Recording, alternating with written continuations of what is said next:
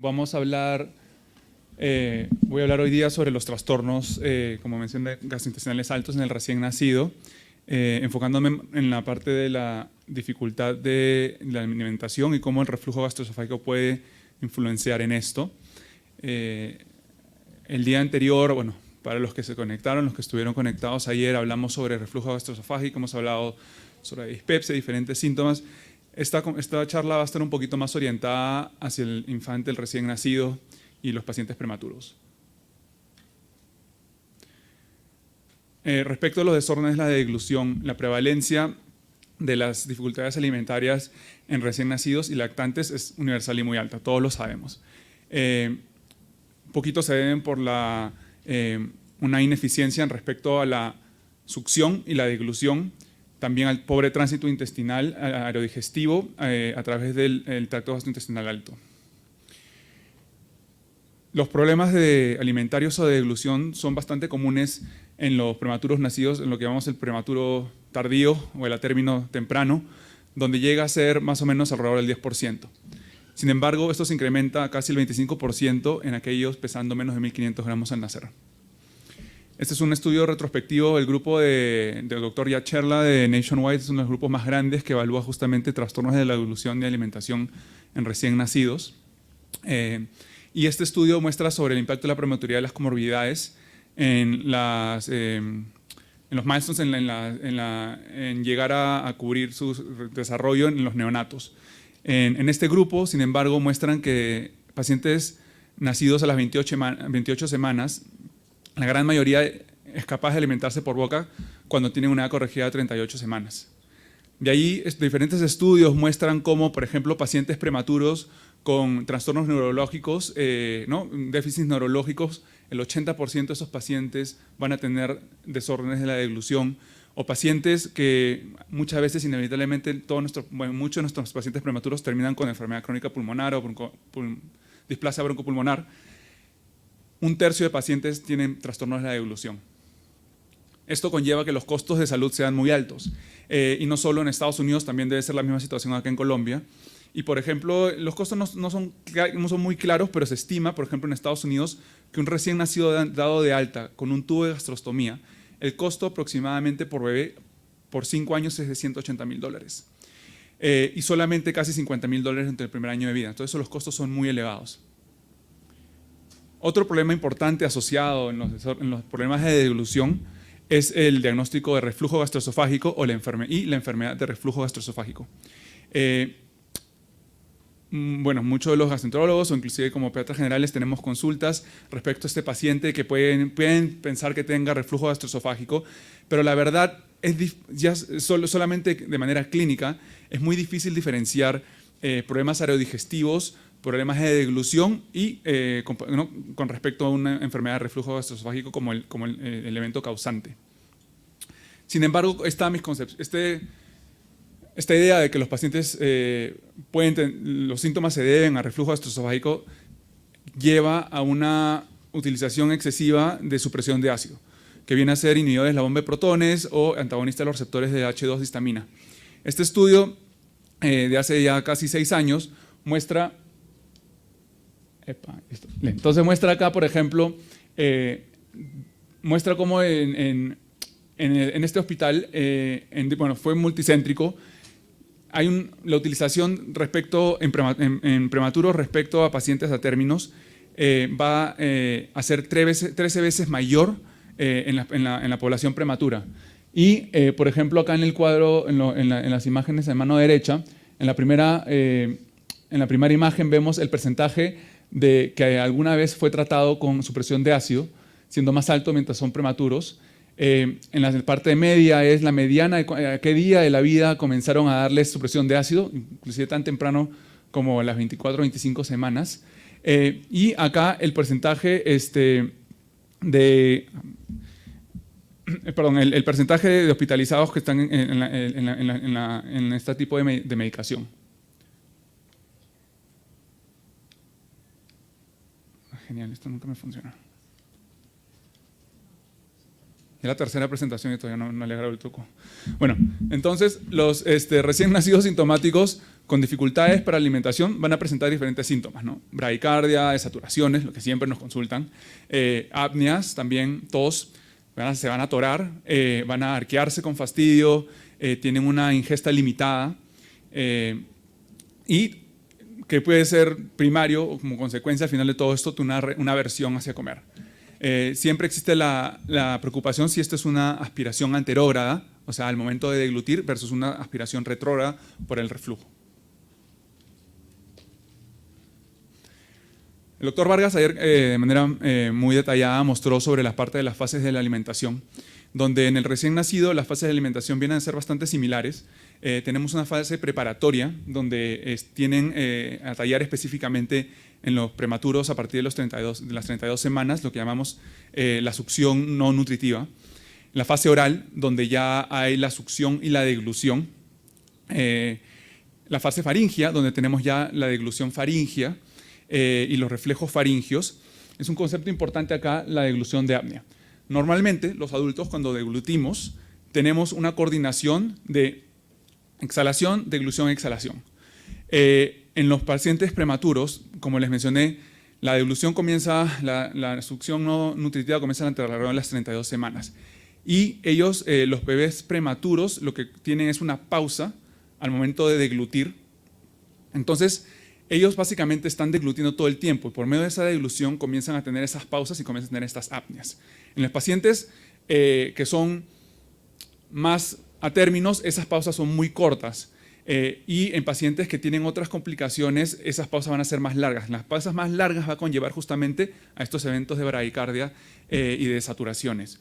Conforme los pacientes crecen, esta apnea deglutiva o de deglución, lo que va a pasar es, va a ser superpuesta por ya un patrón de respiración más coordinado, donde al final los niños van a llegar a un patrón a término normal, que es inhalación, deglución, exhalación.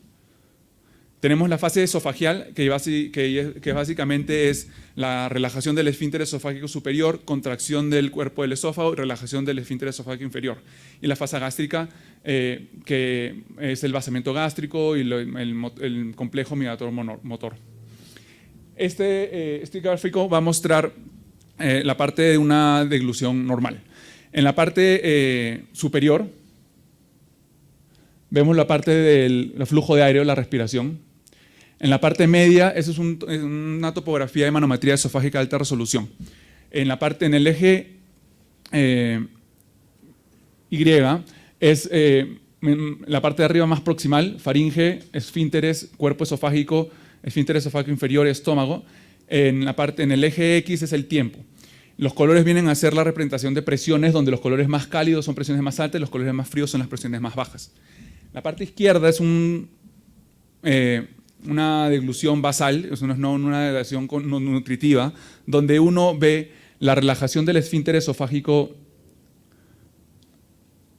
superior, contracción faríngea, contracción esofágica, relajación del esfínter esofágico inferior cuando comienza la deglución y se cierra el esfínter esofágico inferior. Esto en sincronía con esta apnea de deglución que mencioné. De allí, cuando hay una estimulación faríngea, hay más contracciones faringias seguida de una contracción esofágica. Cuando hay la fase oral, muchísimas más contracciones faringias seguida de la contracción esofágica y siempre manteniendo la relajación del esfínter esofágico inferior. Cuando uno alimenta a un bebé pretérmino comparado a un bebé a término, las contracciones y las respuestas son distintas. Un bebé pretérmino va a tener menos contracciones faringias y va inclusive a darse el acortamiento del esófago, que se acorta el músculo que se ha asociado en lo que llamamos relajación transitoria del esfínter esofágico inferior y también se asocia con reflujo. Entonces, ¿cuáles son los factores patogénicos de la enfermedad de reflujo gastroesofágico en el recién nacido? Bastante similares a los del paciente pediátrico, donde sin embargo hay un componente muy importante que va a desaparecer usualmente en niños más grandes, que es la relajación transitoria del esfínter esofágico inferior. Aparte tenemos el despeje esofágico afectado, mecanismos secundarios como la presión intraabdominal, el vaciamiento gástrico retardado, complicaciones esofágicas, otras cosas que pueden ocurrir a la misma vez, como inflamación o mecanismos de complicaciones de la vía aérea. Esto es un evento de reflujo en una manometría esofágica, también con impedancia. Las líneas blancas es la impedancia, voy a dar un poquito de detalle en unos segundos, ya lo hablé un poquito ayer, pero para los que no estuvieron ayer también, para que ponerlos al tanto. La impedancia lo que básicamente va a evaluar es el flujo, y en este caso el reflujo en un recién nacido tiene la relajación transitoria del esfínter esofágico inferior, y eso lleva a que haya un evento de reflujo, o sea, el flujo va a ir desde la parte más distal a la parte proximal. Sin embargo, la mayoría de veces lo que ocurre es un reflejo con una contracción del esfínter esofágico superior y de ahí un reflejo de deglución donde va a haber una peristalsis justamente para aclarar ese reflujo superior de manera aboral, ¿no? De proximal a distal. La prevalencia de regurgitación en lactantes sanos, todos sabemos es bastante alta mientras menores son.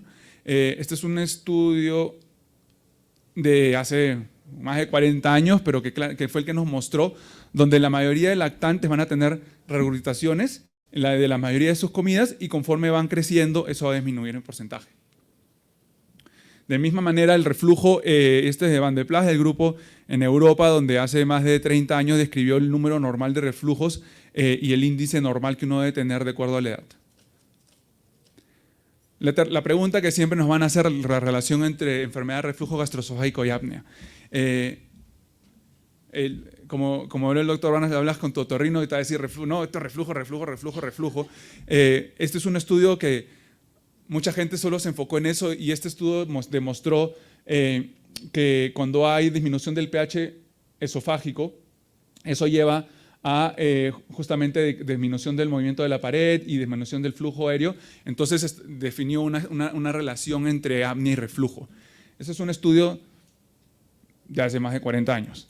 Entonces, por eso el reflujo gastroesofágico muchas veces se ve implicado, se ve asociado, o quieren asociarlo como una causa de eventos breves inexplicables resueltos o síndrome de muerte súbita en el lactante.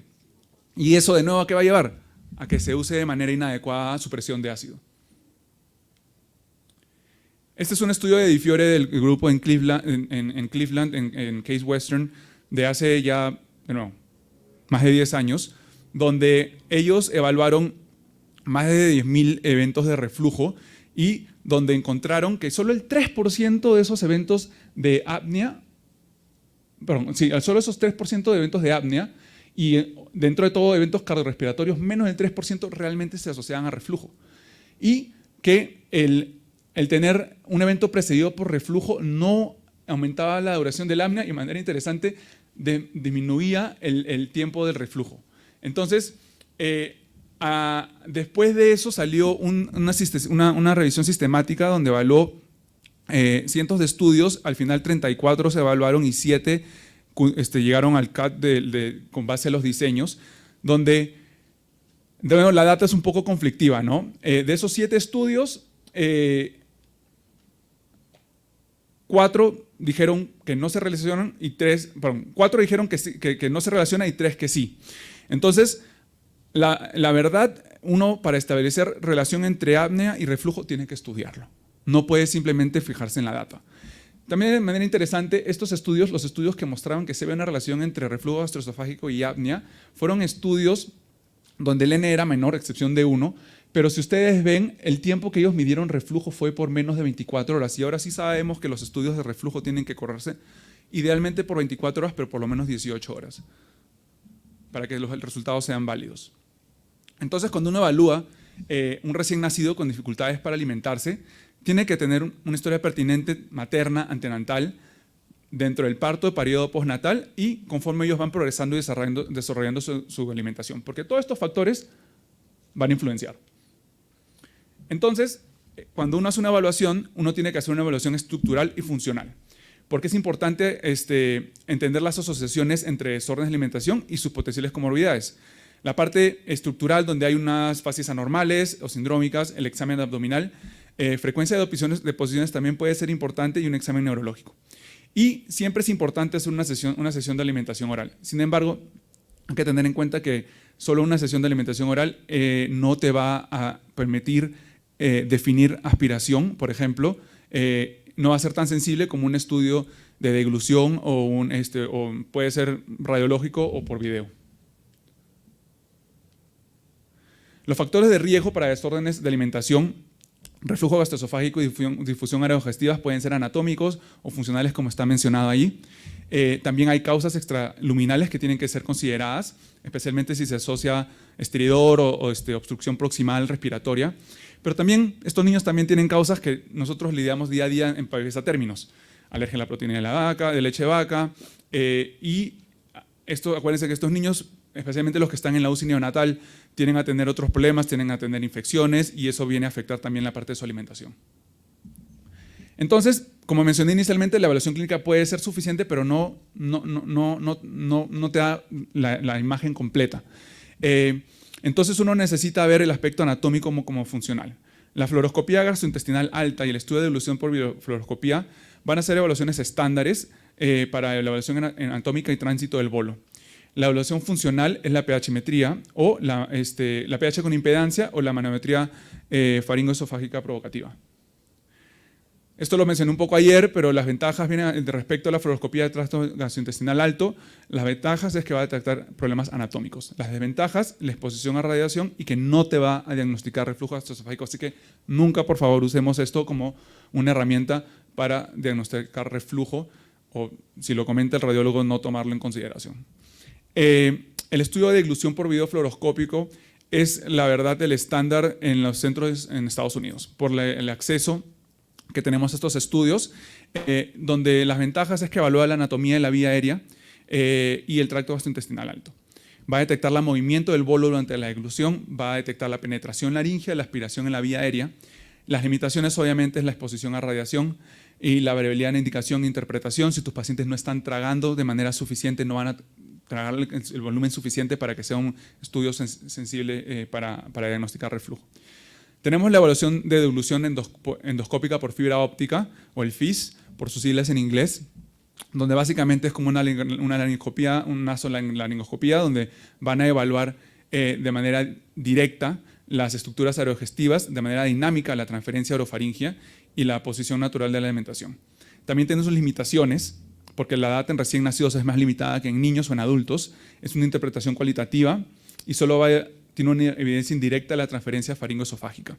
Se está usando un poquito más en Estados Unidos, pero más que nada en adultos o en niños más grandes, justamente por los bebés recién nacidos necesitan equipo más pequeño y puede ser un poco más complicado hacer estos exámenes.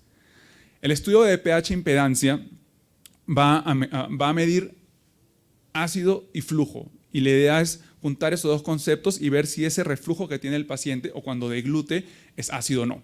Las ventajas es que va a diferenciar entre eventos de reflujo ácidos versus no ácidos y va a detectar las diferencias entre eventos líquidos, gas o mixtos. Va a detectar la frecuencia, duración, altura del reflujo, porque es importante definir si es solo bajo o de toda la columna en el esófago, y su asociación con síntomas clínicos, porque eso es la verdad el punto más importante si uno quiere establecer correlaciones. Las limitaciones son de análisis tedioso y no hay data cuantitativa respecto a los mecanismos de presiones y volúmenes. Este es un ejemplo de un trazado de pH a impedancia, donde, por ejemplo, acá vemos un evento de reflujo, las líneas al disminuir, al bajar, es un material líquido porque tiene menos impedancia, y cómo va migrando desde la parte más distal a la proximal, seguido de un reflujo, una contracción, un flujo anterógrado que es tratando de justamente aclarar el reflujo, y en ese momento vemos una disminución del pH. Eso es un reflujo ácido versus un reflujo no ácido donde no hay cambio o no hay disminución del pH. Este es un estudio también del grupo de Nationwide donde usamos justamente la pH impedancia para diferenciar los fenotipos de sensibilidad esofágica. Hablé un poco de eso ayer respecto a pacientes más grandes, pero en recién nacidos viene a ser similar, donde los hallazgos, por ejemplo, de este estudio mostraron que el reflujo de ácido no fue muy común en niños y no afectó mucho la parte de los otros síntomas como apneas o bradicardias. Sin embargo, en todos los 4 grupos, simplemente el tener reflujo, y especialmente reflujo no ácido, sí generó síntomas en ese tipo de pacientes. Entonces, al final, el problema no es un reflujo gastroesofágico, sino es el reflujo en sí que va a desencadenar síntomas en los niños, ¿no? Pero no puede generalizarse y, como dije, es importante usar estas herramientas diagnósticas para realmente establecer causalidad y el tratamiento adecuado. La manometría faringoesofágica basal y adaptativa también tiene sus ventajas. Básicamente viene a ser como una manometría esofágica. La manometría esofágica técnicamente puede usarse si es que no está disponible esta herramienta, pero no, va a evaluar justamente la parte alta. Bueno, no me está funcionando, no importa, no pasa nada. Entonces, va a evaluar la parte del esfínter esofágico superior, contracción de la faringe en el meso, el velo faringio, y va a ayudarnos justamente a identificar problemas de deglución. La limitación poca de disponibilidad realiza una correlación clínica y la verdad la interpretación es más complicada en general que una manometría esofágica. Entonces, ¿qué recomendaciones podemos dar para una alimentación óptima en recién nacidos? Es importante prevenir desórdenes de alimentación. Hay que tener en cuenta que hoy por hoy existe mucha variabilidad entre protocolos personales de salud y heterogeneidad de los recién nacidos. La implementación de programas de alimentación de calidad y guías institucionales de las UCI neonatales va a impactar positivamente en los pacientes, donde va a acelerar la adquisición de habilidades de alimentación y va a disminuir la duración de la estadía. Este estudio, donde el impacto de un proceso de optimización y mejora de calidad en los resultados de alimentación en neonatos, fue en una unidad neonatal muy grande, donde ellos, antes de su intervención, en estos pacientes que tenían problemas de alimentación, el promedio de estadía era de 105 días. Cuando implementaron estas estrategias homogéneas, involucraron a las enfermeras, a las terapistas de alimentación, tuvieron un protocolo más estandarizado, la duración de estadía disminuyó 30 días. Eso es importante, ¿no? Yo como papá, mi hijo estuvo en la UCI un tiempo, cada día era muy, muy importante. Entonces, si tú puedes disminuir 30 días la estadía de tu hijo en una UCI, o sea, es una bendición. Entonces, las herramientas, dentro de este programa personalizado, las herramientas son muy importantes. Entonces, los hallazgos durante la manometría van a ser capaces de darte una idea. Los pacientes que van a alimentarse de manera exitosa, van a tener mayor frecuencia de respuesta peristáltica a infusiones esofágicas, y por eso hablamos de una manometría esofágica estimulante, o sea, se va a poner infusiones en la boca y en la faringe para estimular justamente la deglución y ver dónde está el problema. Va a haber mayor tendencia a pasar la prueba oral de alimentación y va a tener un paciente que exitosamente se alimenta mayor número de secuencias de succión, deglución con coordinación, ¿no? Deglución oral, respiración, esa coordinación que les mencioné respecto a respiración y deglución.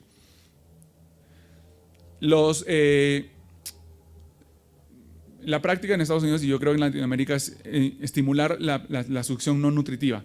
Pero sin embargo, hoy por hoy sabemos que eso tiene un rol limitado para mejorar las capacidades de alimentación en sí.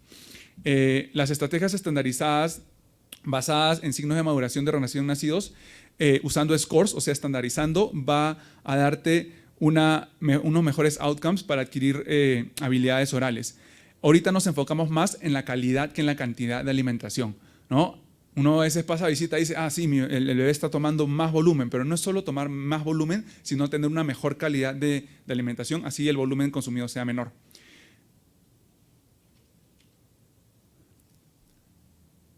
La enfermedad de reflujo gastroesofágico probado objetivamente, uno puede hacer un tratamiento farmacológico de duración corta y siempre de manera en periodos intentar bajarlo y discontinuarlo.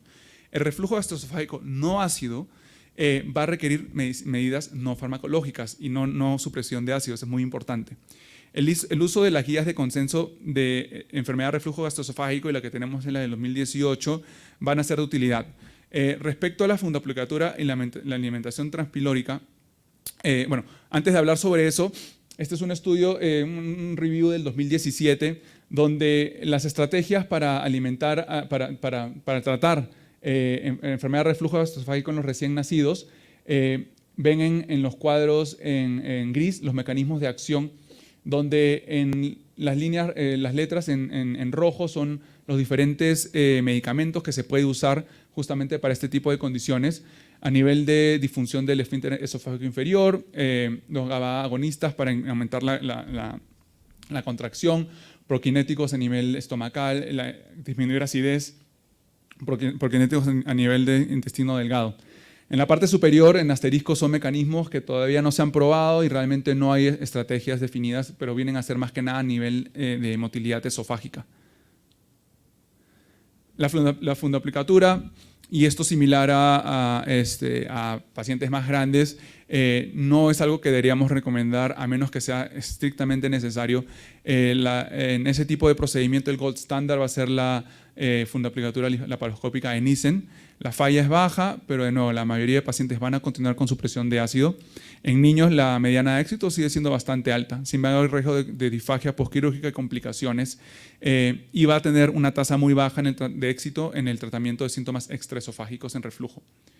Este estudio del 2018 fue en muchos hospitales de Estados Unidos y vieron realmente cuántos pacientes, porque muchos pacientes porque no comen suficiente van a terminar con tubogastrostomías, cuántos de estos pacientes terminaron con fundaplicaturas, y dependiendo del hospital podía ser entre 50 y 60%, y no definen claramente qué es lo que guió ese tratamiento, y la verdad, inclusive en diferentes centros de Estados Unidos, las fundaplicaturas se están haciendo sin un estudio donde realmente establezca una correlación entre síntomas y enfermedad de reflujo gastroesofágico.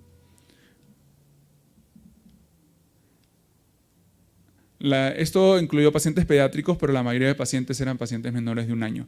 Y un buen porcentaje eran pacientes prematuros, el 40%. La alimentación pospilórica, el tratamiento de síntomas extraesofágicos, para el tratamiento de síntomas extraesofágicos viene a ser igual de efectivo a la fundoplicatura, con menos efectos adversos, e incluso este grupo de pacientes con la alimentación pospilórica tenía problemas neurológicos, entonces hablamos de tener probablemente, no está comparado y no hay más estudios, pero donde puede mostrar que la eficacia puede ser mejor y la seguridad mejor. No está exenta de complicaciones y muchas veces lidiamos con el tubito que se sale y hay que reposicionarlo. En conclusión, la prevalencia de disfagia en recién nacidos está en aumento, especialmente con mejora de supervivencia de recién nacidos prematuros de alto riesgo. La evaluación objetiva puede ser necesaria para definir la disfunción aerodigestiva y la enfermedad de reflujo gastroesofágico, muy importante. Las estrategias de alimentación individualizadas basadas en evidencia son necesarias. El problema es que no hay tanta evidencia. La participación multidisciplinaria y educación de padres también es crucial, y aún son necesarios estudios apropiados para definir el uso adecuado de medicamentos en enfermedad de reflujo gastroesofágico, especialmente en recién nacidos de alto riesgo. Listo. Muchas gracias por su atención.